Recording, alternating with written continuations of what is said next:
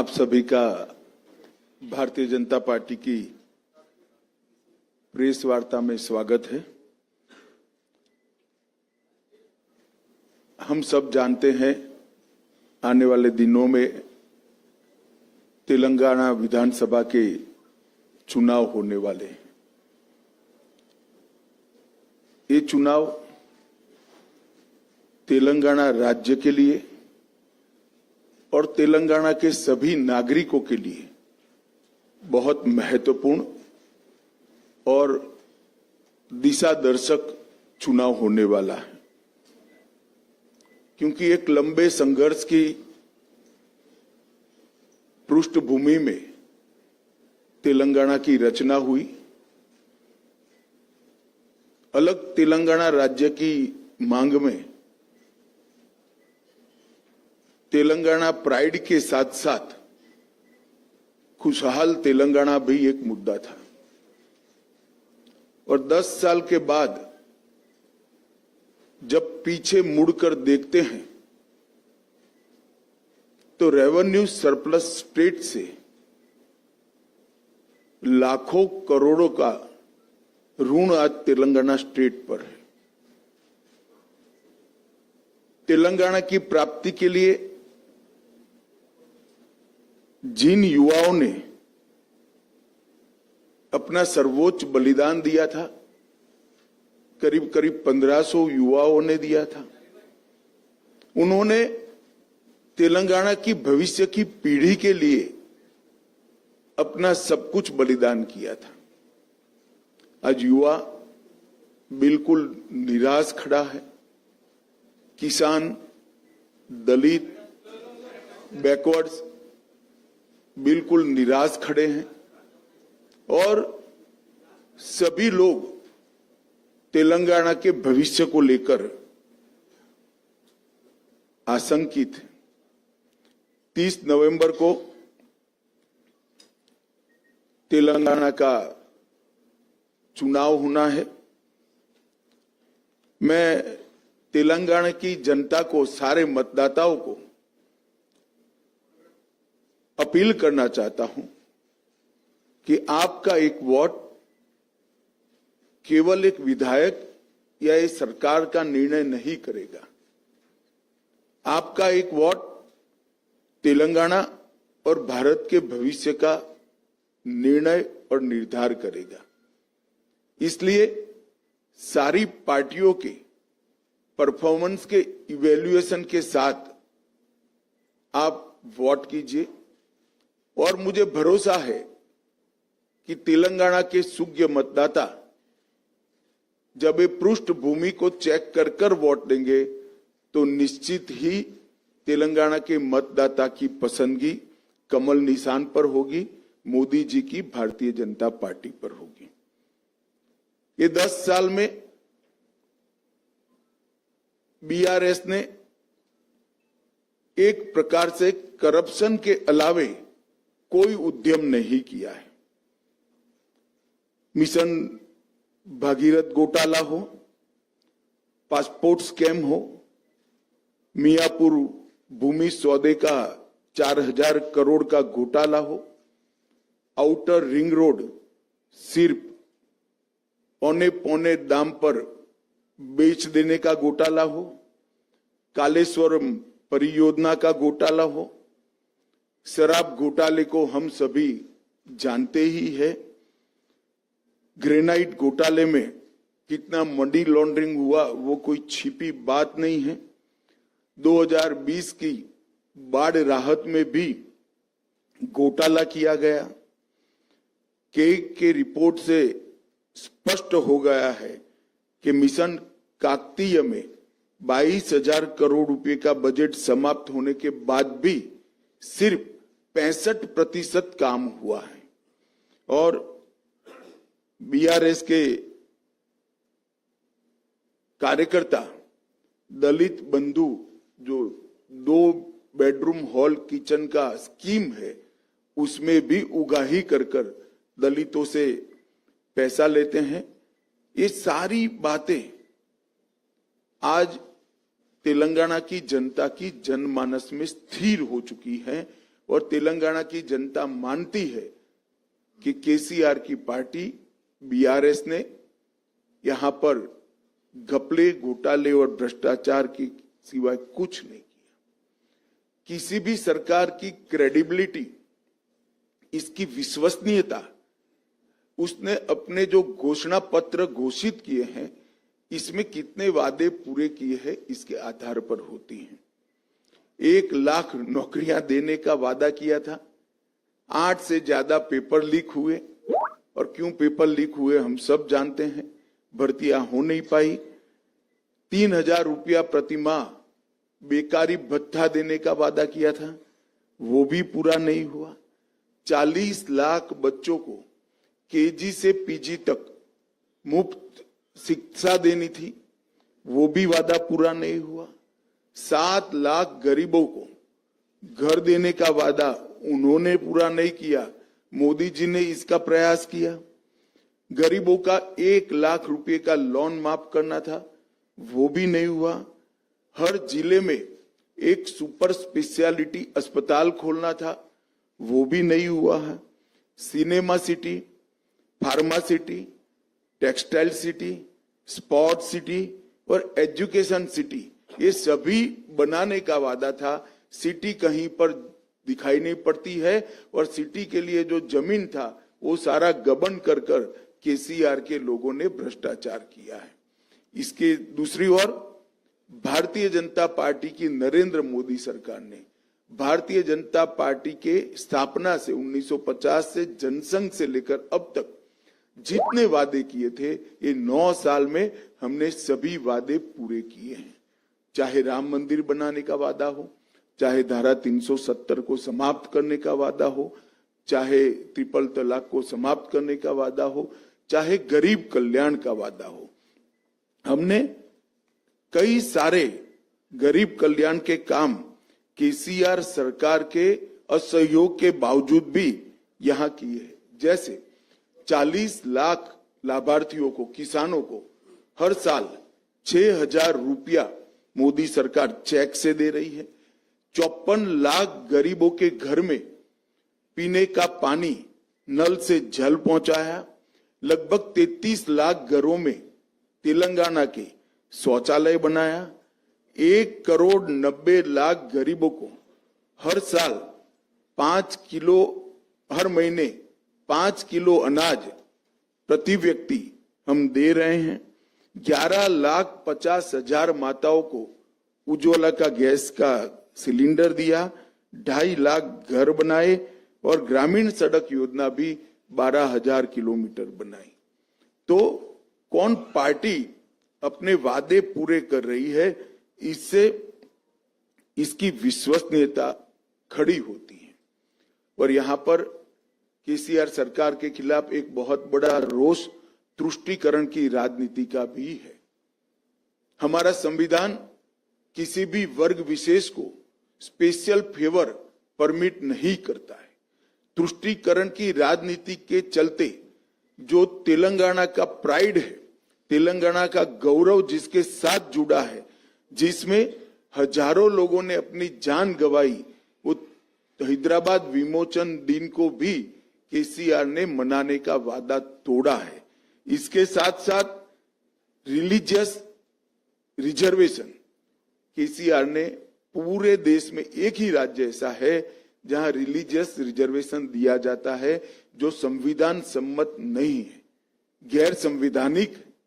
4% religious reservation दिया है। हम ये मुस्लिम रिजर्वेशन को समाप्त कर ये 4% SC, ST और OBC का रिजर्वेशन लाएंगे और न्याय देने का प्रयास भी करेंगे। मैंने कभी भी ऐसा आदेश नहीं देखा है। तेलंगाना सरकार के गृह विभाग ने मीडिया को आदेश दिया कि दंगों में अगर आरोपी अल्पसंख्यक है तो इसका नाम मत छापिए। दंगे दंगे होते हैं, नहीं छापना है तो दोनों कम्युनिटी का मत छापिए। नाम छापना कोई अच्छी बात नहीं है, परंतु सिर्फ अल्पसंख्यक का नाम न छापो, वो किस प्रकार का आदेश है मेरी समझ में नहीं आता है। और सिर्फ अल्पसंख्यक समुदाय के लोगों को सिविल एग्जामिनेशन में मुफ्त कोचिंग देना कितना उचित।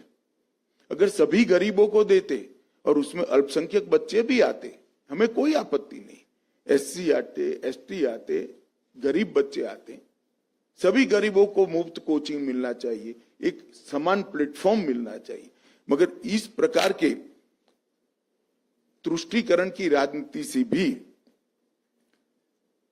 तेलंगाना की जनता परेशान है और निर्णय कर बैठी है कि हम इस केसीआर सरकार को बदलेंगे। हमने हमारे संकल्प पत्र में ढेर सारे वादे किए हैं। मैं कुछ प्रमुख वादे भी आपके माध्यम से जरूर बताना चाहूंगा। धान पर हम 3100 रुपये किलो क्विंटल पूरा धान जितना भी है वो भारतीय जनता पार्टी की सरकार एमएसपी प्लस बोनस से खरीदेगी और 1 किलो भी धान किसान का अपने घर में नहीं पड़ा रहेगा। वो भारतीय जनता पार्टी का वादा है।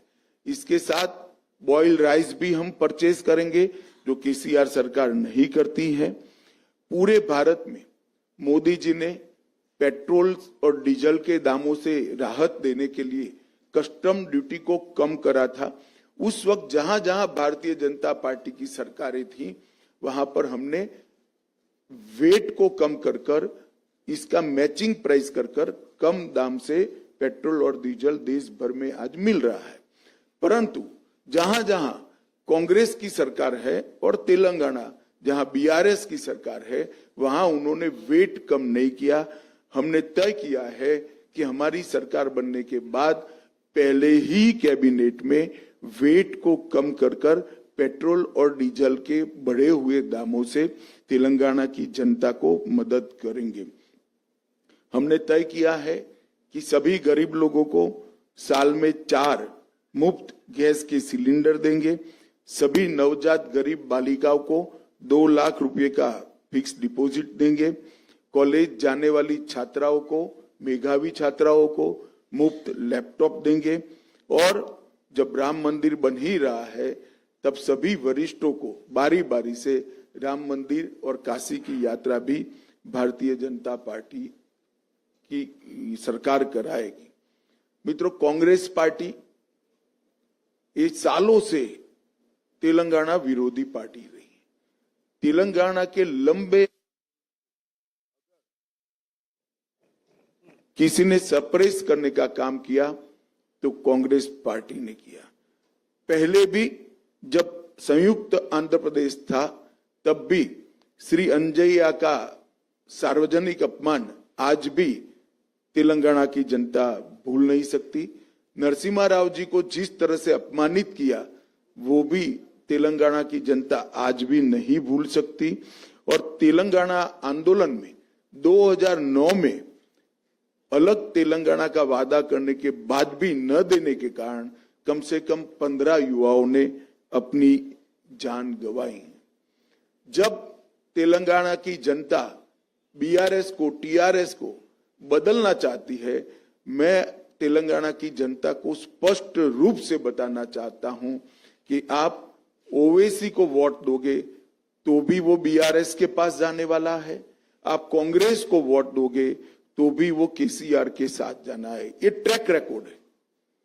जब जब ओवैसी के विधायक चुनकर आए, तुष्टीकरण की राजनीति के कारण उन्होंने टीआरएस का, बीआरएस का समर्थन किया और कांग्रेस के जितने विधायक चुनकर आए गत 2 चुनाव में सारे के सारे बाद में टीआरएस में शामिल हो गए। इसका मतलब है कि आपका वोट जो राज्य में सत्ता परिवर्तन के लिए है वो निश्चित रूप से जाया जाएगा अगर वो वोट कांग्रेस में जाता है। अगर यहां परिवर्तन करना है तो मोदी जी के नेतृत्व में केवल और केवल भारतीय जनता पार्टी ही परिवर्तन कर सकती है और कोई पार्टी नहीं कर सकती। और ये तीनों पार्टियों के बीच में एक और साम्यता है, परिवारवाद की। ये 2G, 3G और 4G पार्टियां हैं। आप 2G, 3G, 4G से करप्शन के बारे में नहीं कह रहा। केसीआर की पार्टी 2G पार्टी है, केसीआर और केटीआर। ओवैसी की पार्टी 3G पार्टी है, 3 पीढ़ियों से परिवार में ही नेतृत्व रहा है, और कांग्रेस पार्टी 4G पार्टी है। जवाहरलाल नेहरू, इंदिरा गांधी, राजीव गांधी और अब राहुल गांधी। यहां मेरिट्स की कोई जगह नहीं है, लोकतांत्रिक मूल्यों की कोई जगह नहीं है।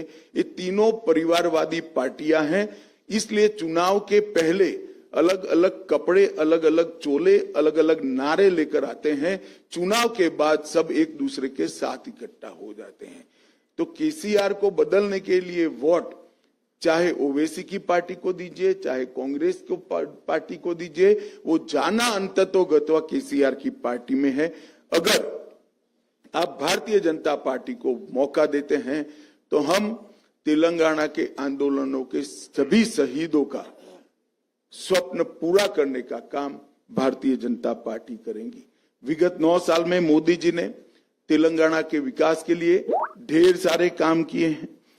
10 साल में 2004 से 14 कांग्रेस पार्टी ने संयुक्त आंध्र प्रदेश को डिवोल्यूशन और ग्रांटिंग एड के 2 लाख करोड़ रुपया दिया था। मैं आज कांग्रेस के नेतृत्व को सवाल पूछना चाहता हूं, इसका जवाब दें। 10 साल तक केंद्र में सोनिया मनमोहन की सरकार थी, इन्होंने 2 लाख करोड़ रुपया संयुक्त आंध्र प्रदेश को दिया। हमने 9 साल के अंदर अलग तेलंगाना को 2.5 लाख करोड़ रुपया दिया है। इसका मतलब लगभग 3.5 गुना पैसा भारतीय जनता पार्टी ने प्रोरेटा तेलंगाना को दिया है, ग्रांटिंग एड और डिवैल्यूएशन के। इसके अलावे 2.5 लाख करोड़ रुपया अलग अलग योजनाओं में दिया है। राष्ट्रीय राजमार्ग का निर्माण हो 9 वर्ष में लगभग डबल किया है हमने। इसके साथ railway Vande Bharat express train 1 शुरू हो चुकी है, 3 शुरू होने जा रही है। 1200 करोड़ से ज्यादा हैदराबाद मेट्रो के लिए दिया है। 8000 करोड़ से ज्यादा हैदराबाद और बेगमपेट हवाई अड्डे के विकास के लिए दिया है। और मोदी जी ने अभी 900 करोड़ रुपया समक्का सरक्का सेंट्रल ट्राइबल यूनिवर्सिटी के लिए दिया, और हल्दी के किसानों के लिए एक वैल्यू चेन एस्टैब्लिश करने के लिए, एक्सपोर्ट तक की वैल्यू चेन एस्टैब्लिश करने के लिए हमने नेशनल टर्मरिक बोर्ड को स्थापना करने का घोषणा किया है। हमारे संकल्प पत्र में हमने ये भी कहा है कि तेलंगाना की भारतीय जनता पार्टी 100 करोड़ रुपया खर्च कर टर्मरिक की मेडिसिनल वैल्यू को रिसर्च करने के लिए एक रिसर्च सेंटर बनाएगी, जिससे टर्मरिक का पूरे दुनिया में उपयोग में बढ़ावा हो सके। इसके साथ साथ भारतीय जनता पार्टी ने 2 महत्वपूर्ण निर्णय लिए हैं। माड़ीगा समाज को जो वर्षों से अन्याय हो रहा है, तो हमने तय किया है कि एससी रिजर्वेशन में माड़ीगा समाज को हम वर्टिकल कोटा देकर उनको प्रोरेटा सीटें मिले, उस दिशा में हम आगे बढ़ेंगे। और इसके साथ साथ हमने तय किया है कि केसीआर ने भले वादा खिलाफी की कि दलित मुख्यमंत्री बनाने का वादा 2014 में किया था, खुद ही बन गए, अब बेटे को बनाना चाहते हैं। मगर भारतीय जनता पार्टी ने तय किया है कि हमारी सरकार बनने के बाद हम बैकवर्ड क्लास से मुख्यमंत्री बनाएंगे। ये वादा हमने तेलंगाना की जनता को किया है, और इतनी बड़ी संख्या में जो बैकवर्ड क्लास है उनको हम न्याय दिलाने का काम करेंगे।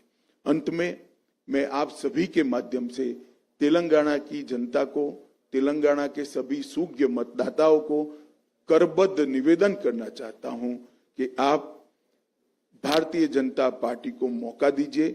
आपने कांग्रेस को मौका दिया, वो टीआरएस में शामिल हो गए।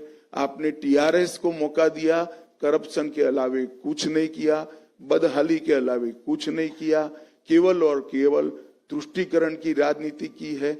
अब भारतीय जनता पार्टी को मौका दीजिए। मोदी जी के नेतृत्व में हम डबल इंजन सरकार बनाकर तेलंगाना की रचना के लिए जिन युवाओं ने अपना बलिदान दिया है, उनके स्वप्नों को पूरा करने का काम करेंगे। ये अपील मैं आज इस प्रेस वार्ता के माध्यम से तेलंगाना की जनता से करना चाहता हूं। धन्यवाद। कोई बताता जाए भाई, बताओ, माइक के बगैर बताओ, दे दो भाई, आगे बोलो तुम।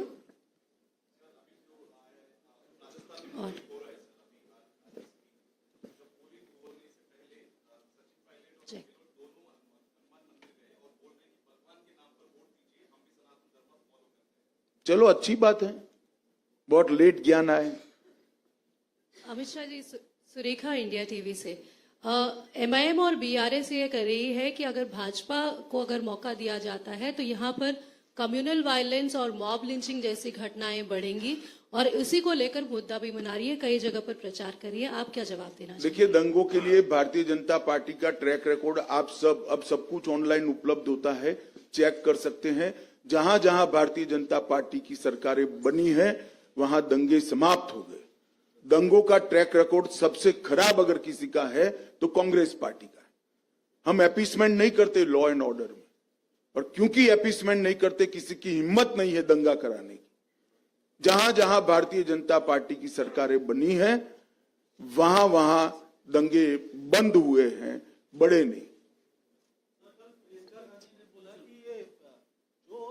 आप मोदी को देंगे वो फाइनली जाएगा बीआरएस के पास, जैसा आप कांग्रेस के ऊपर आरोप लगा रहे, सेम वही बात उन्होंने भी बोली कि कोई सवाल ही नहीं खड़ा होता। मैं सार्वजनिक रूप से स्पष्ट करना चाहता हूं, भारतीय जनता पार्टी और बीआरएस से कभी सैद्धांतिक रूप से समझौता नहीं हो सकता, ना पॉलिटिकल अलायंस हो सकता है, ना टैक्टिकल अलायंस हो सकता है। सर, दिस इज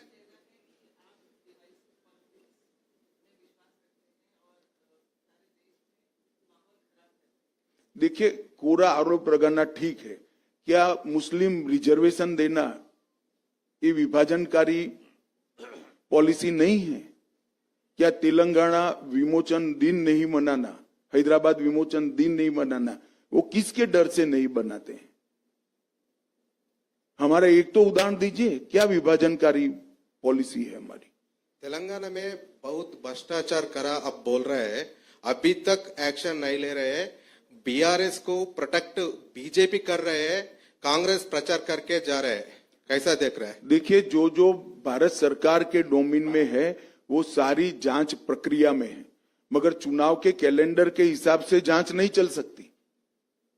मैं आपको स्पष्टता पूर्वक बताता हूं, भारतीय जनता पार्टी की तेलंगाना में सरकार बनने के बाद एक एक करप्शन की जांच होगी और रिस्पॉन्सिबल लोग जेल की सलाखों के पीछे जाएंगे। So this is Paniharan from Hans India. You are talking about appeasement.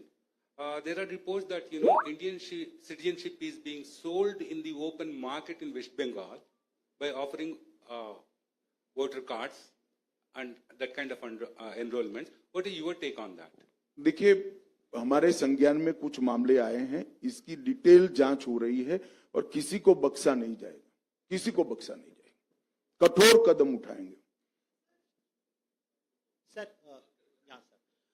इस चुनाव में हम देख रहे हैं सर, काफी पर्सनल अटैक्स हो रहे हैं, सारे राजनीतिक दल एक दूसरे को पर्सनल अटैक कर रहे हैं। प्रधानमंत्री जी को के पिताजी का नाम लिया गया, उन पनौती जैसे शब्दों का उपयोग किया गया, इसको कैसे देखते हैं? देखिए, जब भी प्रधानमंत्री जी के बारे में बिलो द बेल्ट लैंग्वेज का उपयोग हुआ है, देश में कोई भी राज्य हो, जनता ने उसका करारा जवाब दिया है। मुझे भी भरोसा है ये जो बिलो द बेल्ट लैंग्वेज उपयोग हो रही है उसका करारा जवाब तेलंगाना के मतदाता वोटिंग में देंगे। अमित जी, इस चुनाव में जो है ओल्ड हैदराबाद की अगर बात करें तो फिलिस्तीन जैसे मुद्दों को लेकर वोट मांगे जा रहे हैं। जो लोकल मुद्दे उसे ना उठाकर फिलिस्तीन जैसे मुद्दों पर जो वोट मांगे जा रहे हैं उसे आप किस तरह से देखते हैं? अब मैं तो, आप अपेक्षा ओवैसी की पार्टी से और क्या अपेक्षा कर सकते हैं? यही अपेक्षा कर सकते हैं, मुझे कुछ आश्चर्य नहीं है उसमें। सर, हम देखते हैं कि यहाँ पे अनेरी रिपब्लिक टीवी से सर, आपने कहा कि भारतीय जनता पार्टी ने सेपरेट तेलंगाना को करीब 2.5 लाख करोड़ दिया है, लेकिन बीआरएस ये कहती है कि सेंट्रल गवर्नमेंट से तेलंगाना के लिए कुछ सपोर्ट नहीं मिलता है, ना कोई फंड्स आते हैं, ना कोई प्रोजेक्ट में सपोर्ट देखिए, आप मिलता है। पत्रकार है, आपको रिसर्च कर सवाल करना चाहिए। भारत सरकार का बजट कोई छिपी चीज नहीं होती है, बजटरी डॉक्यूमेंट होता है और जब बजट समाप्त होता है, साल समाप्त होता है, तब कितना इम्प्लीमेंट हुआ वो भी पार्लियामेंट के सामने आता है। मैंने जो कहा है 2,50,000 करोड़ रुपए, इसका पाई पाई का हिसाब भारत सरकार के वित्त मंत्रालय की साइट पर है, आप चेक कर सकती है। और प्लीज बाद में एक कार्यक्रम करना कि केसीआर कितना झूठ बोल रहे हैं। सर, आपने मडिगा आरक्षण की बात की सर, उसका आगे रास्ता क्या होगा? कमेटी कब तक बनेगी, कैसे रहेगा ये प्रोसेस? मैं स्पष्टता करना चाहता हूं, कमिटी मडिगा वर्टिकल रिजर्वेशन में वर्टिकल कोटा देने के लिए कमिटी नहीं है, इसको स्पीड अप करने के लिए है। हमने इन प्रिंसिपल निर्णय कर दिया है कि मडिगा को वर्टिकल कोटा दिया जाएगा। कमिटी की जो बात है उसको स्पीड अप करने के लिए। नमस्कार सर, मेरा नाम श्रीकर हेसरा, मैं हिट टीवी से हूँ। पिछली बार जब आप यहाँ हैदराबाद नगर पालिका में चुनाव के समय आए थे, आपने बोला था कि यहाँ रोहिंग्या है, राज्य सरकार मुझे एक चिट्ठी भेजकर मुझे लिफाफा दीजिए, मैं इनको यहाँ से निकाल दूंगा। सर, एक कागज के वजह से इतना बड़ा प्रॉब्लम को आप छोड़ देंगे क्या? हमने छोड़ा नहीं है, हमारी जांच चालू ही है, काफी कुछ पकड़ा गया है। अभी एनआईए ने रेड भी किया और पूरा षड्यंत्र को पर्दाफाश किया। न केवल हैदराबाद, देश भर में से रोहिंग्या घुसपैठियों को नसीहत करने के लिए एनआईए ने कदम उठाए हैं। कुछ दिन पहले, 10 दिन पहले ही ये पूरा प्रेस कॉन्फ्रेंस कर एनआईए ने रिपोर्ट दिया है। अमित शाह जी नमस्ते, श्रीनिवास फ्रॉम सिटी विजन। और इसमें हमें केसीआर की कोई सिफारिश की जरूरत नहीं है, केसीआर से अपेक्षा भी नहीं है कि वो रोहिंग्या के खिलाफ कुछ करें, क्योंकि उनकी वोट बैंक बढ़ रही है। अमित शाह जी, बीआरएस और कांग्रेस दोनों आरोप कर रहे, गंभीर आरोप। पब्लिक सेक्टर ने हम कांग्रेस पार्टी बोल रहे हम एस्टैब्लिश करें, अभी सेंट्रल गवर्नमेंट एक बेच दे के खा रहे बोल के कांग्रेस पार्टी आरोप कर रहे। ये बीआरएस भी वही सेम आरोप करके प्रचार कर रहे हैं। पब्लिक सेक्टर यूनिट्स, देखिए ये नीतिगत फैसला है, परंतु जहां तक तेलंगाना का सवाल है, कुछ नहीं होने वाला है।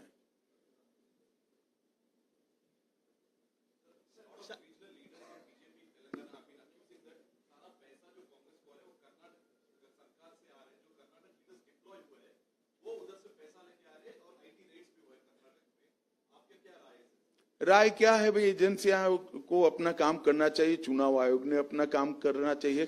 कांग्रेस और बीआरएस दोनों का करप्शन के पैसों से चुनाव को पॉल्यूट करने का एक बड़ा लंबा हिस्ट्री रहा है। भारतीय जनता पार्टी इसमें विश्वास नहीं करती है। सर हेलो,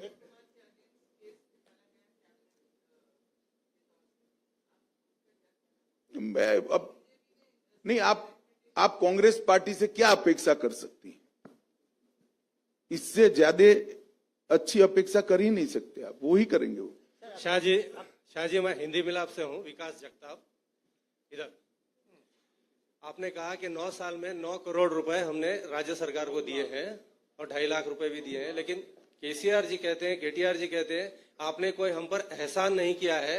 जो हमारा हक है तेलंगाना का, वो हक आपने दिया है। आपने अतिरिक्त क्या दिया है? पहले समझ लीजिए, मेरा प्रश्न पूरा नहीं हुआ है। हो गया, मैं समझ गया। मेरा जवाब देने के बाद आप फिर से पूछ सकते हैं। हम जो टैक्स दे रहे हैं वो पहले समझो ना, मैं बोला ही हूं ये डिवोल्यूशन और ग्रांटिंग एड का पैसा है, हेड के साथ बोला हूं। मैं भी मानता हूं ये तेलंगाना का अधिकार है। भारत सरकार ने कोई किसी प्रकार का उपकार नहीं किया है, परंतु पहले अधिकार नहीं दिया जाता था। 2004 से 14 में अधिकार भी नहीं दिया जाता था, हमने अधिकार पूरा दिया है।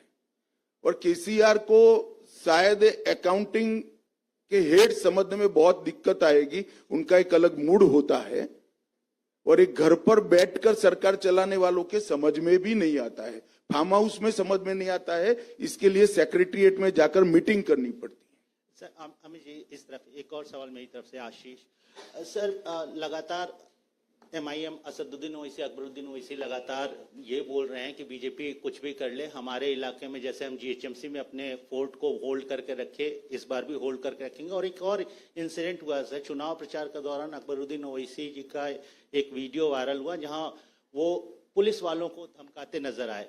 इस पर आपकी प्रतिक्रिया क्या है? देखिए, इस पर मेरी प्रतिक्रिया का कोई मतलब नहीं। यहाँ चुनाव है, पूरा तंत्र चुनाव आयोग के को चलाना है। चुनाव आयोग इसकी संज्ञान लेगा और कदम उठाएंगे। मैं इस पर कोई टिप्पणी नहीं कर सकता।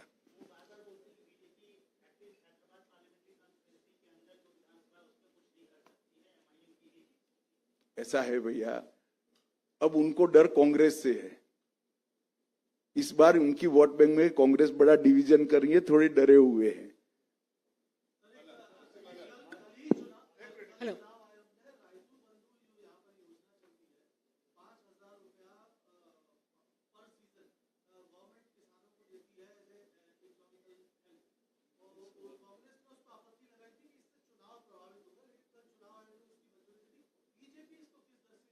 देखिए, मैं एक बात स्पष्ट कहना चाहता हूं।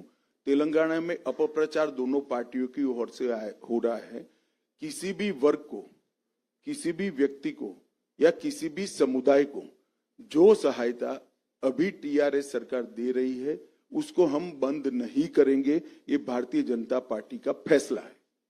Sir, I have a question slightly different from the election scene. दक्षिण में अगर देखा जाए तो कांग्रेस और बीजेपी दोनों दो स्टेट्स में फोकस कर रहे हैं, कर्नाटका और तेलंगाना।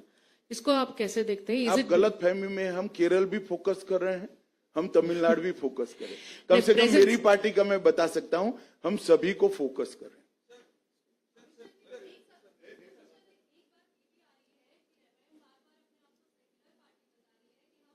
आप मानती हो क्या? अरे भाई, आप जब कन्विंस हो तभी मुझे पूछिए ना। आप मानती हो क्या ये सेक्युलर पार्टी है? चलिए, ऐसे सवाल नहीं पूछते हैं, बाकी सारे लोग भी आपके बारे में सोचेंगे। एक्सक्यूज सर, मैं सदैव से नहीं, उर्दू पेपर से हूँ। सर, मेरा क्वेश्चन ये है कि वजीर आजम नरेंद्र मोदी साहब सबका साथ सबका विकास बताते हैं, तो बीजेपी का जो मंशूर जारी किया उसमें बताया गया है कि मुस्लिम रिजर्वेशन हम खत्म किया जाएगा, ऐसे सवाल। और पुराने शहर में खासतौर पे वहां पर जो मुकामी पार्टी से जो काम कर रही है, वहां पर लोगों को शिकायत है कि वहां तरक्की नहीं। तो आपका इसके लिए खासतौर ओल्ड सिटी के लिए क्या डेवलपमेंट है? देखिए, बैठिए। सबका साथ सबका विकास, इसका मतलब है सरकारी योजनाओं में किसी को भी धर्म के आधार पर अन्याय नहीं होगा। आप तेलंगाना में से एक भी उदाहरण ले लीजिए कि माइनॉरिटी के है इसलिए उनको गैस का सिलेंडर नहीं मिला है। एक भी उदाहरण लाइए। या माइनॉरिटी का बंदा है तो उसको मुफ्त अनाज नहीं मिला है। मगर सबका साथ सबका विकास का मतलब ये नहीं है कि गैर संवैधानिक रिजर्वेशन दिया जाए। हम धर्म के रिजर्वेशन के खिलाफ हैं और धर्म के आधारित रिजर्वेशन को हमारा संविधान मान्यता नहीं देता है।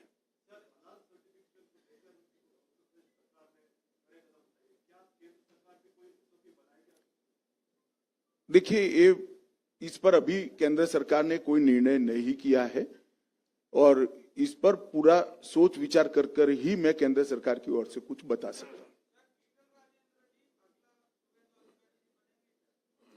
हूं। जो भी बनेगा बैकवर्ड क्लास से बनेगा और हमारा मुख्यमंत्री हम चुनाव के बाद विधायकों से मशवरा कर तय करें।